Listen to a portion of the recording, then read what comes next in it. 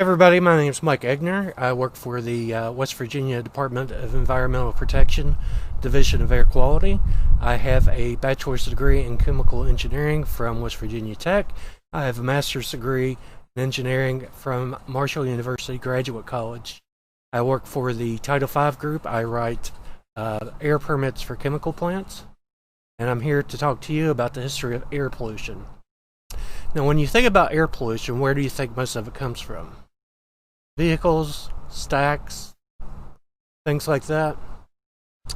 Well, one of the largest sources actually in the world comes from volcanoes. Puts out a lot of particulate matter, some other criteria pollutants. Now, I said I write permits. Do you think if I wrote a permit for this volcano I could make it stop? No, it doesn't work that way. So let's start with particulate matter. This is Donora, Pennsylvania.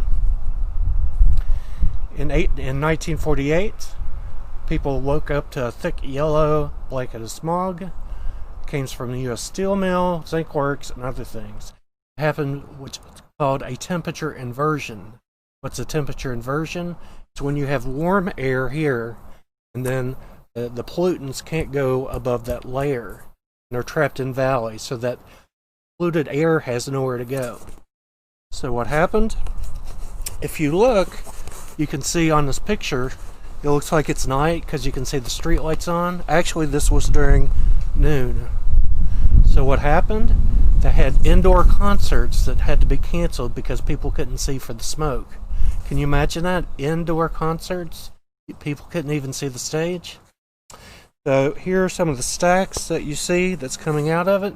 So all that caused 50 people were injured, some people died from this event.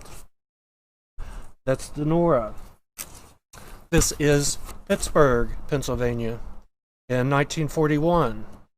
Again, they had problems. If you see the stack right here, you can see the smoke coming out of it.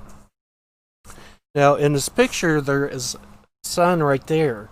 I'm not sure if you can see it or not, but this is actually during the day. This is the sun.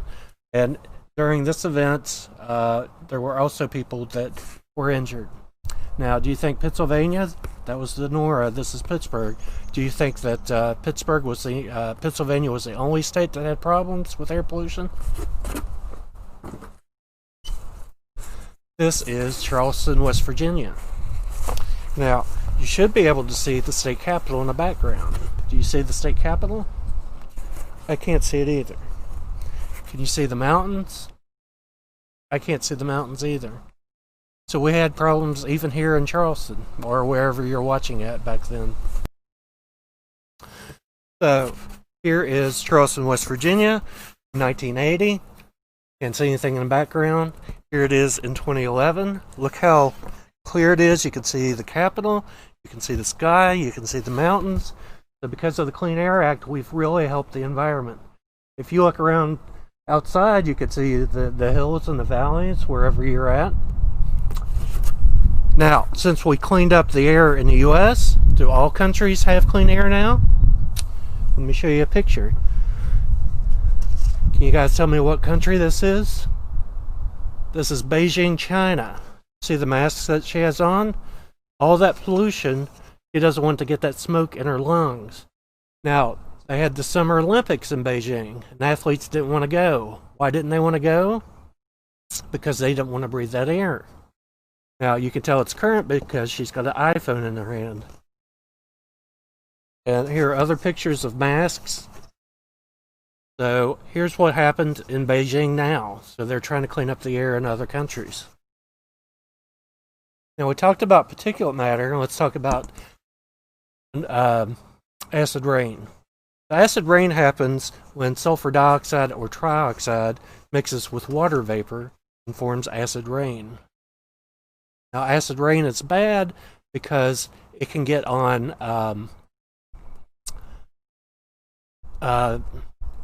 like the Statue of Liberty. The Statue of Liberty has streaks. The acid rain has caused part of that to dissolve and come down. If you look at old concrete buildings, you'll see some streaks from some erosion.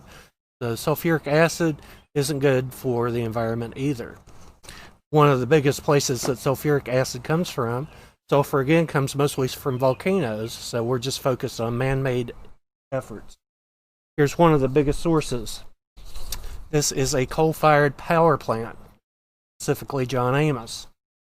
Now, how do you get your electricity? Okay, so they take coal, you see the coal right here, and they burn it.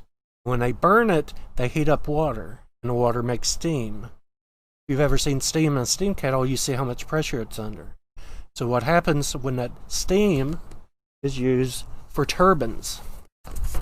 This is what a turbine looks like. Now what a turbine does is it has fan blades, goes in all kinds of rows back and forth and back and forth.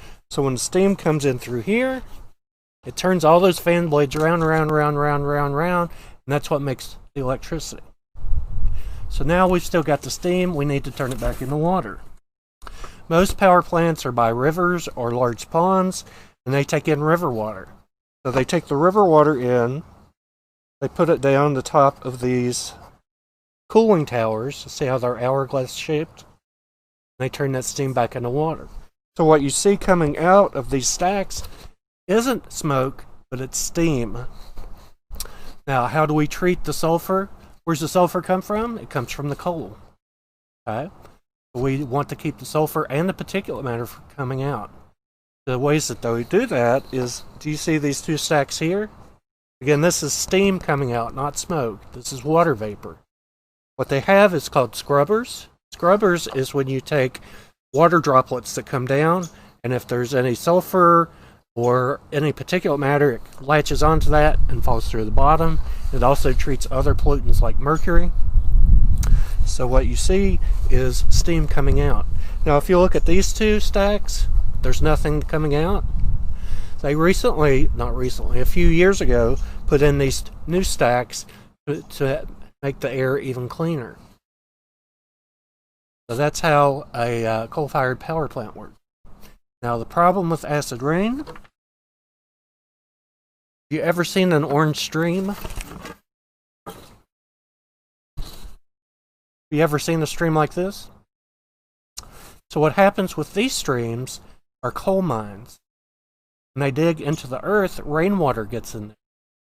And the rainwater interacts with the iron. So what you're actually seeing is iron, which is orange.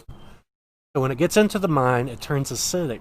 When it turns acidic, it dissolves the iron and turns it into to be able to be made into to flow as long as the liquid. When it gets out, it gets less acidic, it settles out, and you see all this orange, all this iron. Now would you want to drink water like this or swim in this? I wouldn't want to either. So one of the ways that we can combat that is, how do you fix something that's acidic? You add a base. It cancels out the acid. And one of the ways that we do that is with limestone. Limestone is basic. So we mix the basic limestone with the acidic water and we neutralize the pH. Here's one of the ways that we can do that. You see the helicopter on top, and then it's got limestone in this container here on the bottom. Looks kind of small, doesn't it? Well, here's what it looks like up close. Look how big that thing is.